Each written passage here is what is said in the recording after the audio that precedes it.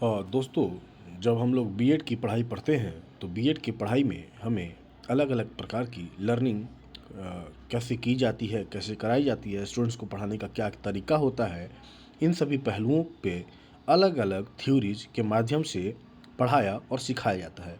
BEd के students को ये ज़रूरी भी होता है कि उनके एग्ज़ाम में इस तरह के प्रश्न और इस तरीके के थ्योरी से लगातार प्रश्न प्रीवियस ईयर में पूछे जाते हैं। तो आइए हम देखते हैं कि किस प्रकार के थ्योरी होते हैं।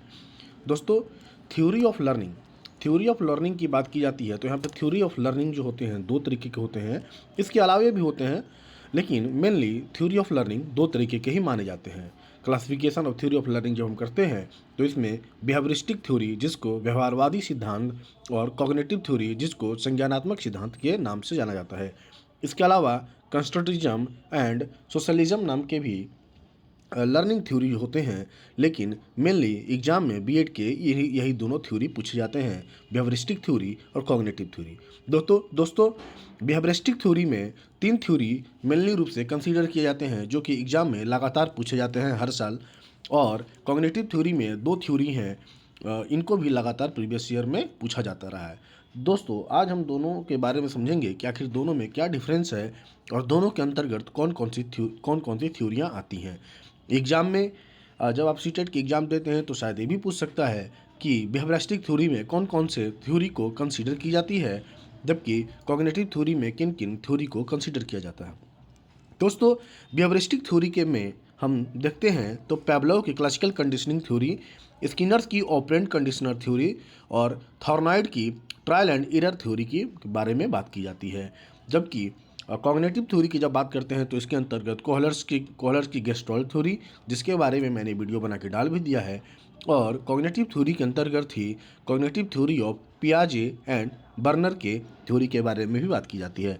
दोस्तों, आपको अगर याद भी रखना है तो एक सिंपल सा ट्रिक है जिसको आप याद कर सकते हैं कि पैवलोव मतलब पी, और सी से आप याद कर सकते हैं क्लासिकल कंडीशनिंग थ्योरी, एस से याद कर सकते हैं स्किनर, और ओ से ऑपरेंट कंडीशनिंग थ्योरी याद कर सकते हैं, और टी से थॉर्नाइड की है तो टीई मतलब ट्रायल एंड एरर मेथड या थ्योरी भी जिसको कहा जाता है, टीटीई तो आप लोग सुने होंगे, अक्सर रेलवे स्टेशन में आपको देखने को मिल भी जाते हैं। और इनको कॉग्निटिव थ्योरी को याद करने का सिंपल सा तरीका है कि केजी जो किंडरगार्टन आप लोग खाते भी हैं, और किंडरगार्टन क्लासेस भी होते हैं जिनमें बच्चे पढ़ाई करते हैं, तो इस तरीके से आप याद कर सकती हैं। और पियाजे और बर्नर की जो थ्योरी है वो है कॉग्निटिव थ्योरी, तो P/B करके आप लोग सी भी याद कर सकते हैं। दोस्तों, आइए समझते हैं कि बिहेवियरिस्टिक थ्योरी और कॉग्निटिव थ्योरी में मेनली डिफरेंस क्या होता है, जबकि स्टूडेंट्स सबको ये पता नहीं होता है कि आखिर कॉग्निटिव थ्योरी और बिहेवियरिस्टिक थ्योरी में क्या मेन डिफरेंस है, वो कौन सी माइनर डिफरेंस है जिन्हें इन दोनों को अलग बनाती है।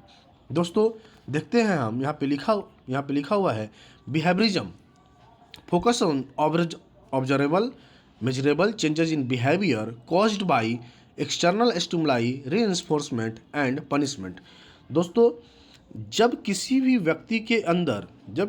व्यक्ति के बिहेवियर में जो परिवर्तन होता है और वो परिवर्तन किसी स्टिमुलाई मतलब या रीइंफोर्समेंट, कोई उद्दीपक या अभिप्रेरणा या प्रेरणा देकर के की जाती है, और उनके इस अभिप्रेरणा या उद्दीपन के माध्यम से उनके बिहेवियर में जिस तरीके का पैटर्न में चेंजेस दिखाई देते हैं, उसी को बिहेवियरिज्म या बिहेवियरिस्टिक थ्योरी के नाम से जाना जाता है।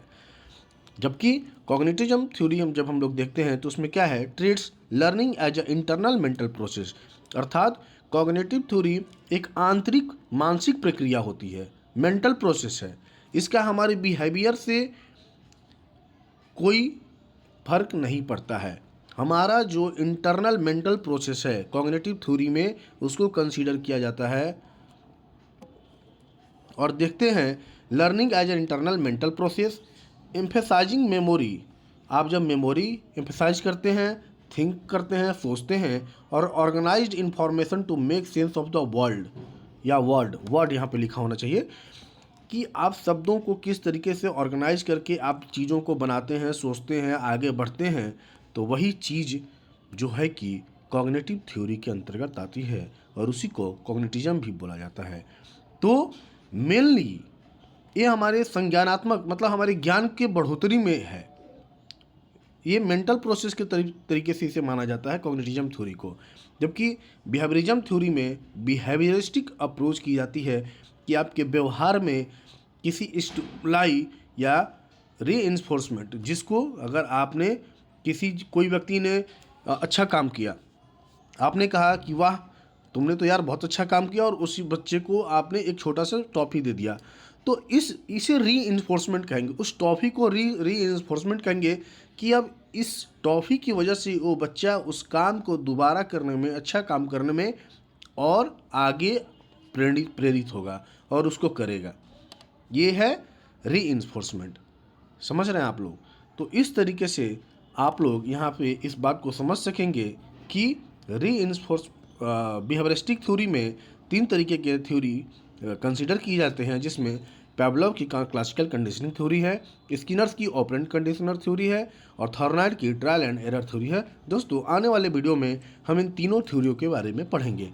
और इधर कॉग्निटिव थ्योरी में कॉलर्स के गेस्टॉल्ट थ्योरी है और कॉग्निटिव थ्योरी ऑफ पियाजे एंड बर्नर है, जो कि हम लोगों ने कॉलर की गेस्टॉल्ट थ्योरी पढ़ ली है।